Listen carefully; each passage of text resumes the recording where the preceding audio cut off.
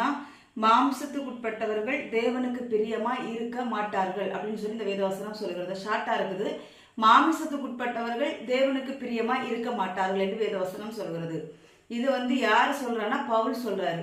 இந்த வேதவசனம் முழுவதும் ரோமர் 8 அதிகாரம் 7, 8 நீங்க வாசிச்சு பார்த்தீங்கன்னா பவுல் பாவத்திலிருந்து விடுதலை பெறதுக்கு அவர் ரொம்ப பிரயாசப்படுறாரு.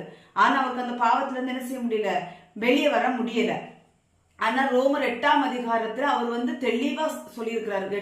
ரோமர் 8:1 சொல்லியிருக்கிறாரு, எனக்கு அந்த பாவத்திலிருந்து நான் விடுதலை ஆயிட்டேன் அப்படின்னு சொல்றாரு. அவர்கிட்ட போராடிட்டு இருந்த பாவத்திலிருந்து நான் விடுதலை ஆயிட்டேன்னு சொல்றாரு. அவர் தான் அதுக்கு கீழ் வசனத்துல சொல்றாரு. ரோமர் 8:8 அதிகாரத்துல ரோமர் 8:8 வசனத்துல சொல்றாரு, மாமிசத்துக்குட்பட்டவர்கள் தேவனுக்கு பிரியமா இருக்க மாட்டார்கள் அப்படின்னு சொல்லி வேத வசனம் சொல்றது. நம்ம ரட்சிக்கப்பட்ட பிறகும் மாமிசத்தின் கிரியைகள் நம்மள்ட்ட என்ன செய்யும், அதிகமாய் போராடும் என்று வேத